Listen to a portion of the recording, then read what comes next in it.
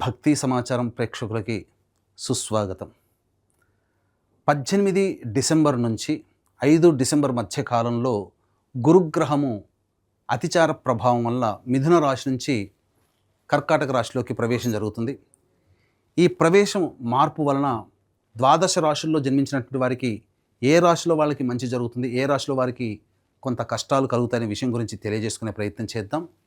వాగర్థావివ సంపృక్తౌ వాగర్థ ప్రతిపత్తయే జగతః పితరౌ వందే పార్వతీ పరమేశ్వరౌ ఆదిత్యాయ చ సోమాయ మంగళాయ బుధాయ చ గురుశుక్ర శనిభ్యశ్చ రాహవే కేతవే నమః. శృంగేరి జగద్గురు పీఠాధిపతులకి, కంచి పీఠాధిపతులకి నమస్కారములు తెలియజేసుకుంటూ కార్యక్రమాన్ని ప్రారంభిద్దాం. ఇక వివరాల్లోకి వెళ్ళినట్లయితే, గురువు అతిచార ప్రభావం వలన కర్కాటక రాశిలో సంచారం చేస్తున్నటువంటి కారణం చేత ఇప్పటి వరకు కొన్ని రాశుల్లో జన్మించినటువంటి వారికి యోగాలు కలిగాయి, అన్ని విధాలుగా మంచి జరిగింది. అయితే ఈ 12 రాశుల్లో కొన్ని రాశుల వారికి, ముఖ్యంగా ఈ 7 రాశుల్లో జన్మించినటువంటి వారికి లేని కొత్త నష్టాలు కష్టాలు కలగబోతున్నాయి.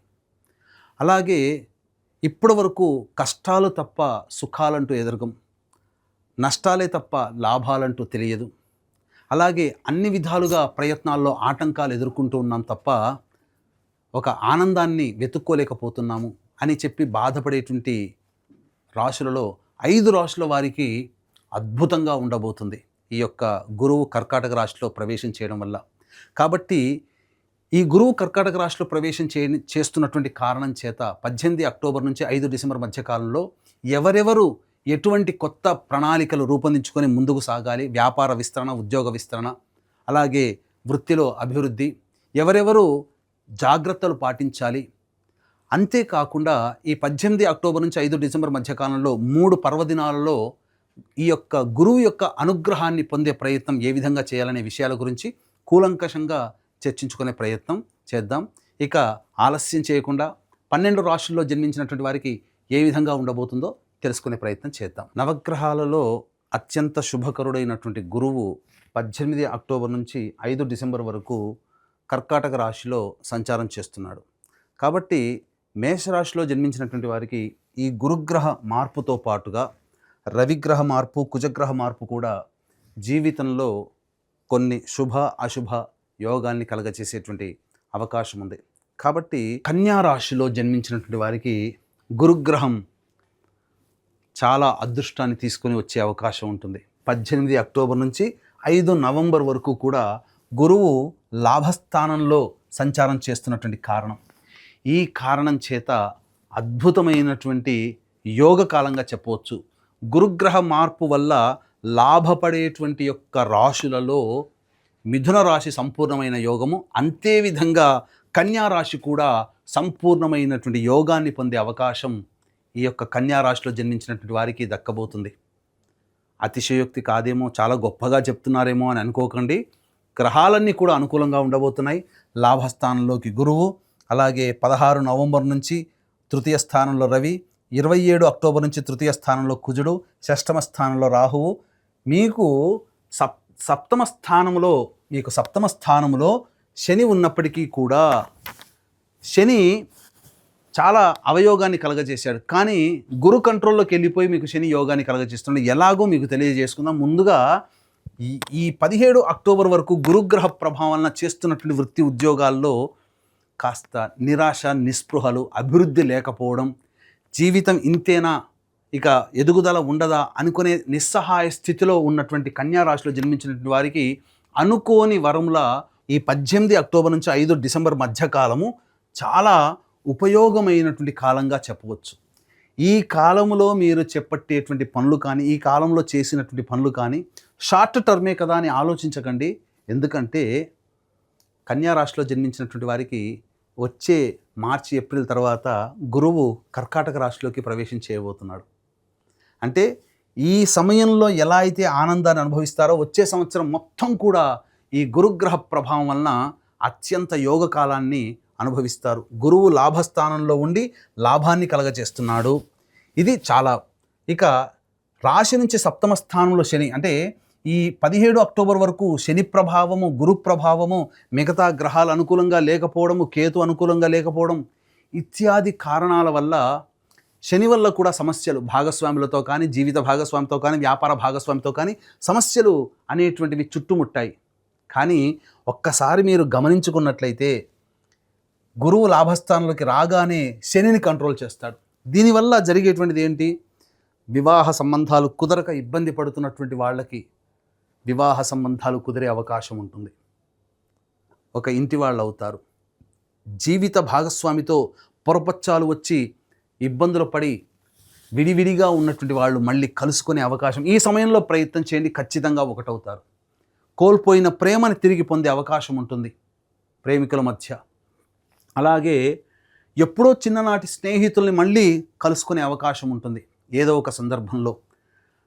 అన్ని విధాలుగా భాగస్వాముల మధ్య ఉన్నటువంటి పొరపచ్చాలు తొలగి ఎడమొహం పెడమొహంగా ఉన్నటువంటి జీవిత భాగస్వాములు కావచ్చు, వ్యాపార భాగస్వాములు కావచ్చు, మళ్ళీ ఒకటై తిరిగి కలిసి పనిచేయాల్సినటువంటి పరిస్థితి వస్తుంది. ఒక రకంగా చెప్పాలంటే ఏదైనా కొత్త వ్యాపారం ప్రారంభించాలనుకున్నప్పుడు నూతన భాగస్వామి దొరకట్లేదు అనుకున్న వాళ్ళకి మంచిగా ఖచ్చితంగా చక్కటి భాగస్వాములు దొరుకుతారు.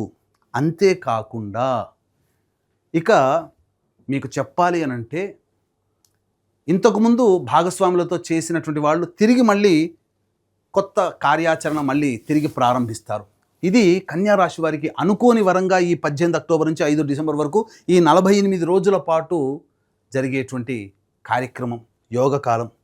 ఇక 27 అక్టోబర్ వరకు కుజుడు బాగోలేడు. ఏమవుతుంది? గురువు రాగానే యోగాన్ని కలగజేస్తున్నా మీ వాక్కు వల్ల ఇతరులు నష్టపోవడం, ఇబ్బంది పడడం, ధన సమస్యలు మీకు కలగడం, ఇవన్నీ 27 అక్టోబర్ వరకు చవి చూసినా 27 అక్టోబర్ నుంచి తృతీయ స్థానంలోకి కుజుడు వెళ్ళిపోతాడు. ఇది చాలా యోగిస్తుంది.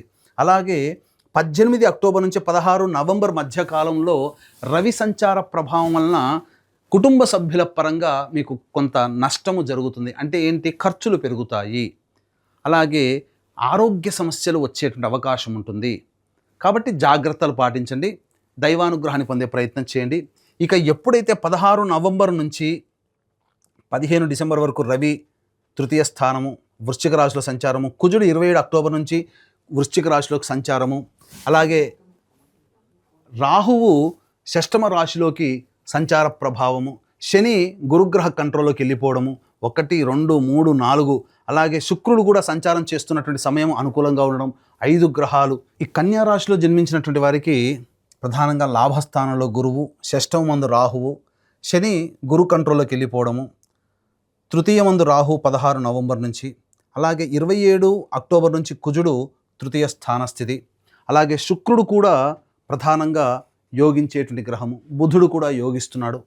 ఒక రకంగా చెప్పాలి అని అంటే మిథున రాశిలో జన్మించినటువంటి వారికి ఏ విధమైనటువంటి యోగమో ఈ కన్యా రాశిలో జన్మించినటువంటి వారికి కూడా అద్భుతమైనటువంటి యోగముగా చెప్పవచ్చు. అందులో ఏమాత్రము సందేహం లేదు. అద్భుతమైనటువంటి సమయాన్ని మీరు సద్వినియోగపరచుకోండి. అన్ని విధాలుగా వృత్తుల్లో, వ్యాపారాల్లో, ఉద్యోగంలో ఉన్నటువంటి వాళ్ళు, మరీ ముఖ్యంగా ఉద్యోగంలో ఉన్నటువంటి వాళ్ళు మీరు మీరు ఉద్యోగ ప్రయత్నాలు చేసుకోండి. చక్కగా మీకు ప్రమోషన్స్తో కూడుకున్నటువంటి ఉద్యోగం కానీ, లేదా ప్రమోషన్స్ రావడం కానీ, నిరుద్యోగస్తులకి ఉద్యోగం లభించడం కానీ, H1B వీసా కోసం ఎదురు చూసేటువంటి వ్యక్తులకి విదేశీయానం, విదేశీ విద్యకి రావడం కానీ అన్ని విధాలుగా బాగుంటుంది. ముఖ్యంగా కళారంగంలో ఉన్నటువంటి వాళ్ళకి అద్భుతమైన అవకాశాలు ఈ కన్యా రాశిలో జన్మించినటువంటి వారికి పొందబోవడం అనేటువంటిది జరుగుతుంది. అన్ని విధాలుగా అనుకూలంగా ఉండేటువంటి సమయం ఈ 18 అక్టోబర్ నుంచి 5 డిసెంబర్ ఈ మధ్య కాలంలో కలిగేటువంటి యొక్క స్నేహాలు భవిష్యత్తులో మీకు మంచి బాట వేస్తాయి.